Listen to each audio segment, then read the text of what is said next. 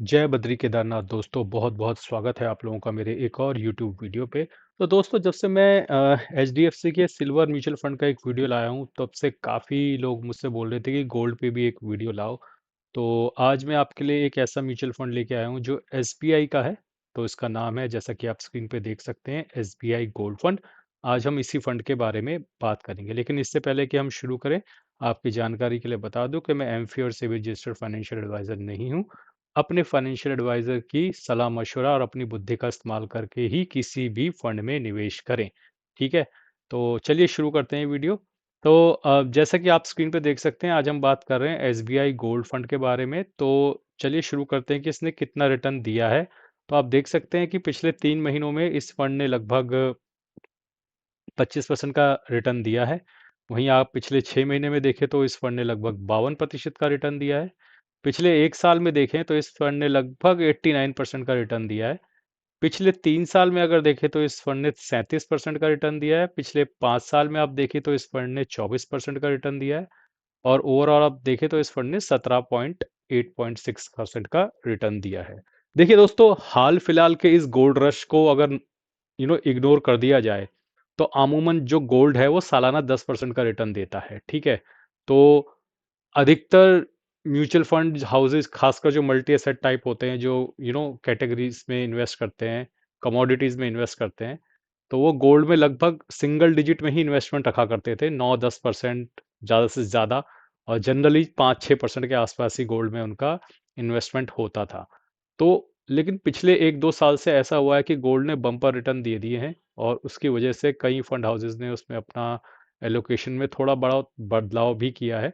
लेकिन ऐसा कोई एक्स्ट्राऑर्डिनरी बदलाव नहीं किया है कि भैया इक्विटीज जो बिल्कुल ही कम कर दिया और सारा गोल्ड में डाल दिया। आपको एक बात हमेशा ध्यान रखनी चाहिए कि जैसे निफ्टी 500 में 500 शेयर हैं, उसी तरीके से एसबीआई गोल्ड या कोई भी गोल्ड मात्र एक शेयर ही है। उसको एक शेयर, सिंगल शेयर समझ लो आप।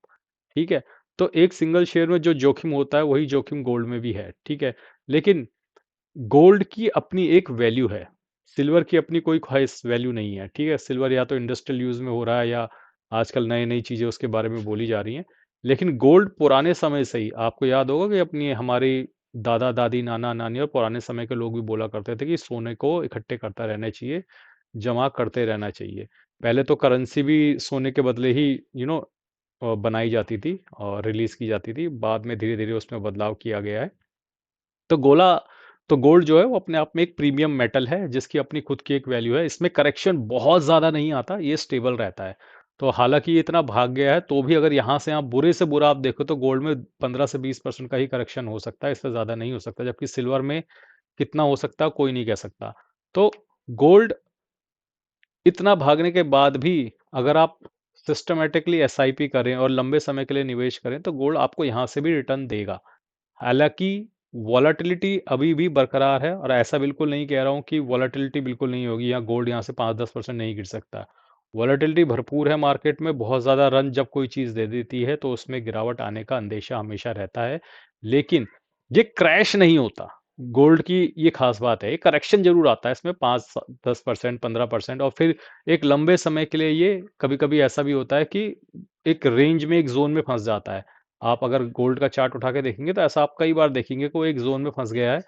इस चार्ट में भी अगर आप देखेंगे तो ये आप देखिए, तो गोल्ड यहाँ पे आप देख रहे हो ना, 2020 से 16.67 था, अभी 16.67 देखिए, आप देखिए चलता जा रहा है। अब यहाँ पे ये निकला है लगभग 3 साल बाद। तो इस तरीके से गोल्ड कई बार जो है एक जोन में फंसता है, और आमतौर पे आप देखोगे ये इस जोन में तब फंसता है जिस टाइम पे इक्विटी भाग रही होती है। ठीक है, तो ये एक हेजिंग का काम भी करता है। तो बहुत लोग बोलते थे कि गोल्ड हेज कैसे करता है, तो गोल्ड इसी तरीके से हेज करता है। आप कभी भी गोल्ड का चार्ट उठा के देखना और इक्विटीज का निफ्टी 50 या निफ्टी 500 का चार्ट उठा के देखना। जब भी गोल्ड स्टेबल होगा ना, ऐसे 3-4 साल तक एक ही प्राइस में घूम रहा है, आप देखोगे इक्विटी ऐसे ऊपर जा रहा होगा, और जब इक्विटी नीचे जा रहा होगा तब ऐसे गोल्ड ऊपर जा रहा होगा। तो ये एक नेचुरल हेज कहलाता है गोल्ड। ठीक है, नेचुरली आपको कोई हेज लेने की जरूरत नहीं पड़ती। आपने इक्विटीज लिए, साथ में गोल्ड ले लो, वो आपका हेजिंग का काम करते हैं। तो दोस्तों, मार्केट में तो इन्वेस्टमेंट प्लेटफॉर्म कई हैं, लेकिन क्या आप ऐसा प्लेटफॉर्म चूज कर रहे हो जो आपको बेस्ट फीचर्स प्रोवाइड कर रहा है। इसलिए आज मैं आपको एक ऐसे प्लेटफॉर्म के बारे में बताऊंगा जहां लाखों इन्वेस्टर जो है ना पिछले 20 साल से ट्रस्ट कर रहे हैं to make better investment decision. और इस प्लेटफॉर्म का नाम है Rupeezy. Rupeezy 100% AMFI and SEBI compliant है। रुपीजी में ऐसे इजी टूल्स हैं जिससे आप low risk and high return वाले म्यूचुअल फंड्स को हजारों की भीड़ में से भी बहुत ही आसानी से ढूंढ सकते हो। बस इतना ही नहीं, यहाँ पर आप डिफरेंट फंड में ओवरलैप, न्यू इन्वेस्टमेंट से आपके पोर्टफोलियो पर इम्पैक्ट जैसे हाईली यूजफुल इनसाइट्स भी इजीली देख सकते हो। अब आपको किसी फाइनेंशियल गुरु की जरूरत नहीं है, मेरी भी नहीं। Account opening and MC charges totally free हैं। तो देर किस बात की, नीचे दिए गए लिंक से आज ही अपने अकाउंट रुपीजी पर खोलें। Rupeezy makes it easy to invest like a pro. तो दोस्तों आगे बढ़ते हैं। अब बात कर लेते हैं इसके एनएवी की। तो करंटली इसकी एनएवी चल रही है 44.94, जो इसका एक्सपेंस रेशियो है 0.35% है। मिनिमम एसआईपी इसमें 500 रुपए की करनी पड़ेगी और इसका फंड साइज एक डिसेंट फंड साइज है 10,775 करोड़ का। ठीक है। Lock in not applicable, lock in period नहीं है। एग्जिट लोड 1% ऑन और बिफोर 15 डे, नील आफ्टर 15 दिन, यानी कि 15 दिन के अंदर अंदर अगर आप बेच दोगे तो 1% का एग्जिट लोड है, अदरवाइज उसके बाद इसमें कोई एग्जिट लोड भी नहीं पड़ता है। तो अब देखते हैं कि अगर पिछले 1 साल में आपने इस फंड में मान लो कि लमसम किया होता, और आपने लमसम किया होता 1 लाख रुपए, मान लेते हैं आपने 1 लाख रुपए।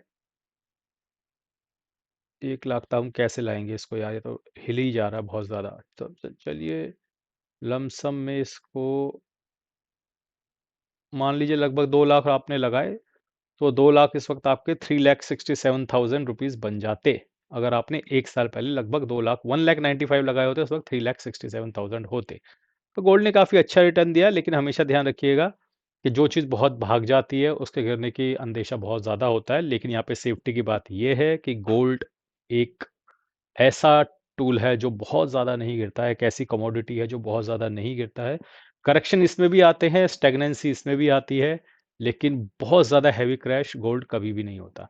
तो दोस्तों, अगर आपको एक नेचुरल हेज अपने पोर्टफोलियो के अगेंस्ट में चाहिए तो आप गोल्ड में इन्वेस्ट कर सकते हैं। याद रखिएगा, जब भी इक्विटी ऊपर जाता है तो गोल्ड स्टैग्नेंट रहता है या हल्का फुल्का उसमें करेक्शन रहता है, लेकिन जब इक्विटी नीचे जाता है तब गोल्ड ऊपर जाता है। तो इस तरीके से वो आपके पोर्टफोलियो को बैलेंस रखने में मदद करता है। तो दोस्तों, आज के लिए बस इतना ही। उम्मीद करता हूँ आपको ये वीडियो बहुत पसंद होगा। धन्यवाद, गुड बाय, जय बद्री केदार।